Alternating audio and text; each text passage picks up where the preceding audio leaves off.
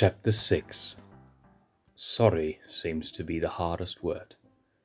Or, life is about learning. The king had roared, and everyone had fallen silent because of it. Mitu had gotten off of Kohisha, and Kohisha had gotten back to his paws. Nala, Mitu, Kohisha, and Kohisha's gang stared at Mufasa as he majestically walked towards them.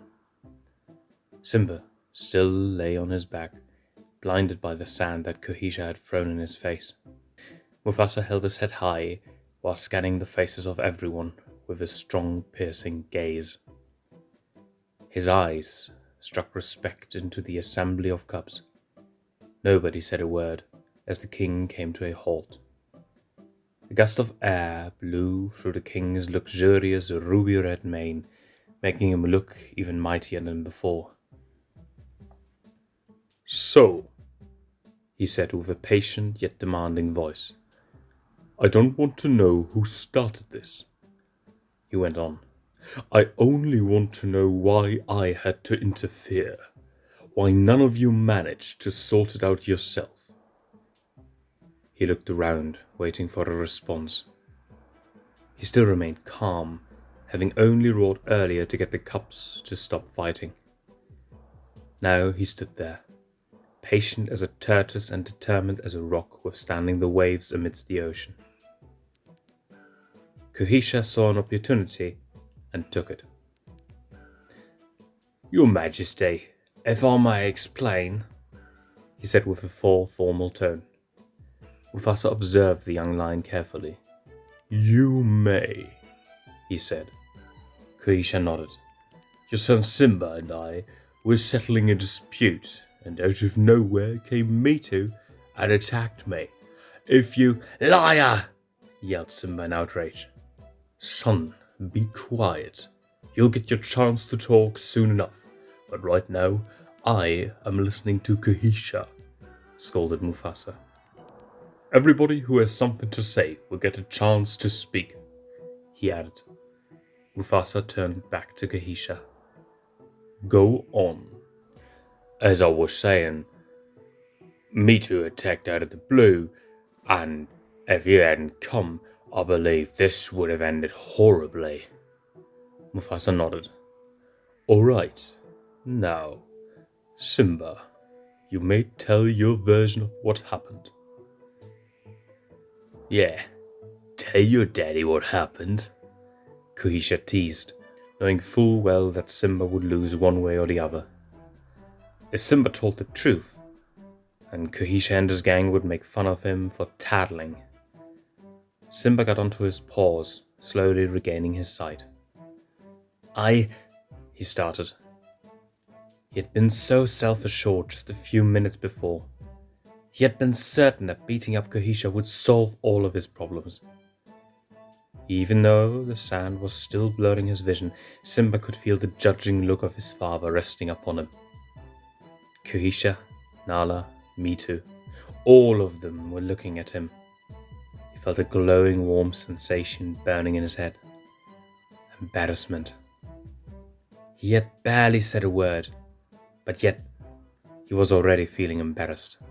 If he yelled now in anger, his father would think that he was throwing a temper tantrum to get his way. Simba had stopped doing this a few months ago after realizing that both his mother and father no longer gave in to his demands just because he got loud. Giving in to his tears was even more of a no-go. The ensuing teasing would be eternal.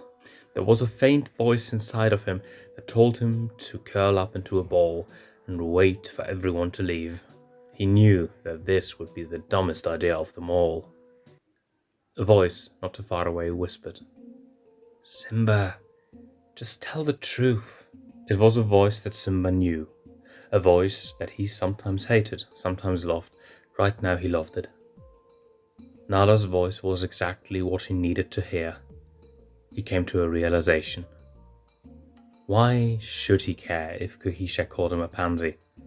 What did it matter if they all laughed at him for telling Mufasa the truth? There was only one cub whose opinion mattered. That one cub was Nala. She had been right all along. He wanted to do it for her, to show her that he wasn't as stubborn as everybody thought. Simba opened his mouth. I was bullied for about a week by Kahisha and his gang.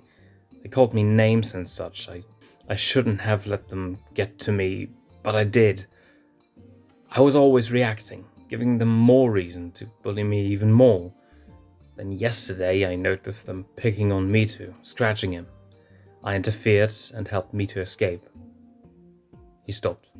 He wasn't sure if he should just skip over the next part and tell his father about what had happened in the den in private. He made a hard but necessary decision.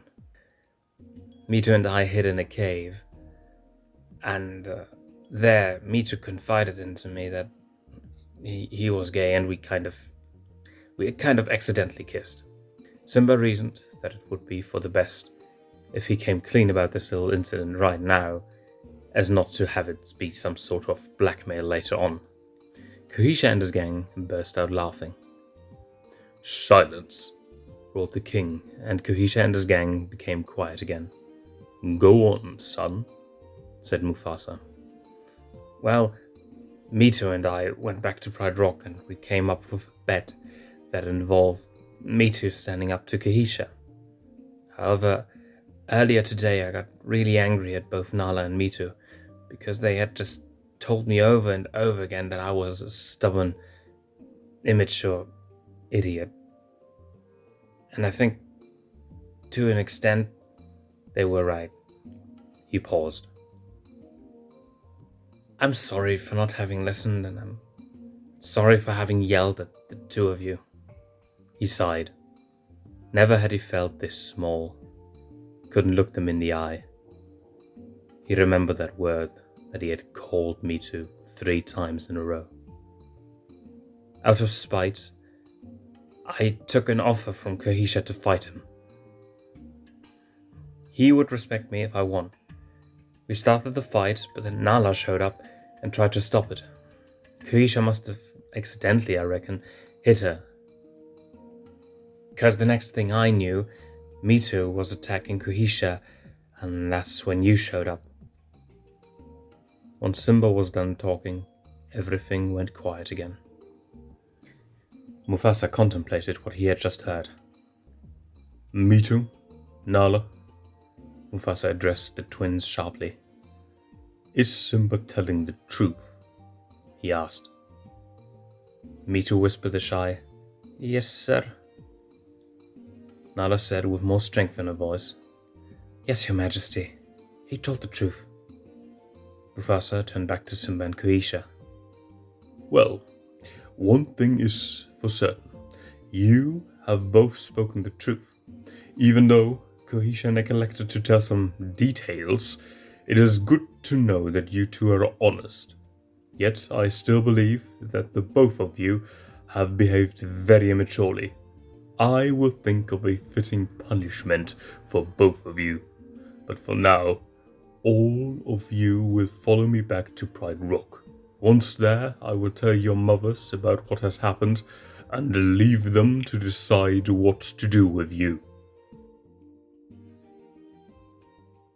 Back at Pride Rock, all the cubs, save for Nala and Mitu, had gotten a stern talking to from their mothers.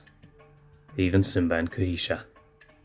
After all was said and done, Mufasa took Simba aside.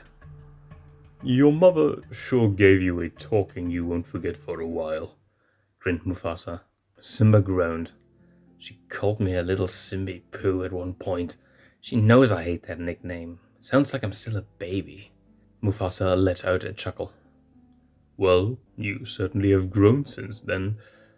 Even though at times you still do stupid things, you are, after all, still a cub. You learn from your mistakes, Mufasa said patiently. The reason I wanted to talk to you has something to do with you growing up. Simba looked at Mufasa in confusion. What do you mean, Dad? He asked. You mentioned that Mitu and you kissed in the cave. You and Mitu, are you together? Simba couldn't believe it. Who else thought that he was in love with Mitu? No, Dad, I'm not. He's a nice chap, but I don't feel that way about him. Mufasa nodded. All right, it was only a question. Keep in mind that I love you as my son, no matter what. Simba rolled his eyes. I know, Dad, but I'm not in love with Mitu. Mufasa nodded yet again. Right. So, how come you haven't told Nala yet about your feelings? Mufasa asked nonchalantly. Simba's head went lava red as he blushed. He looked up at his father, who gave him a knowing smile. Nala told me that she had unintentionally eavesdropped on you and Mitu last night, Mufasa explained. Simba was still really embarrassed about this unexpected reveal. I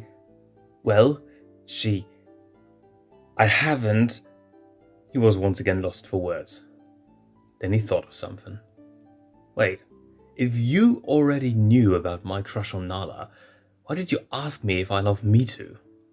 He was genuinely curious, but also wanted to steer the conversation away from Nala. Oh, I was just messing around with you. Though I still want to know why you haven't told her yet. A moment of silence passed as Simba tried to think of an excuse, but as before, he had to tell the truth. I'm scared. I'm scared of losing her as a friend.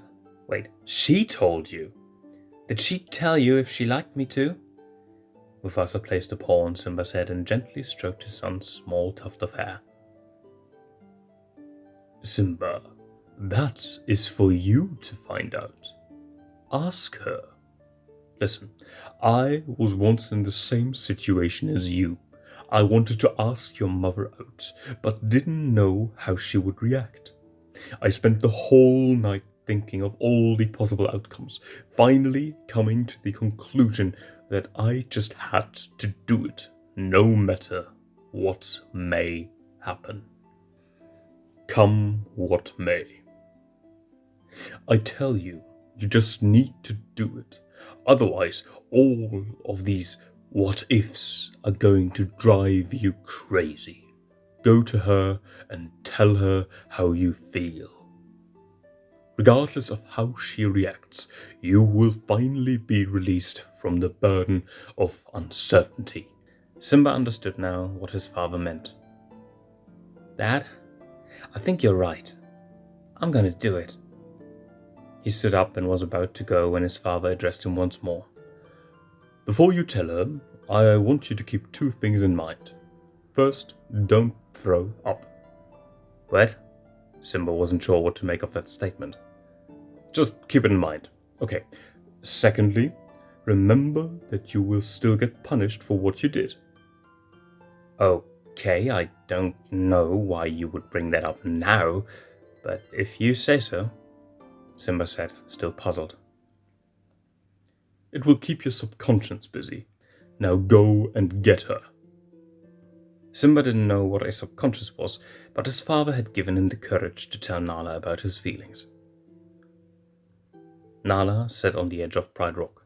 She observed the twinkling stars as they shone like diamonds above her. Hey, Nala, sounded the familiar voice from behind her. Hi, Simba, she said without even turning around. She recognized her best friend's voice everywhere. It was a warm and energetic voice, a brave yet naive voice.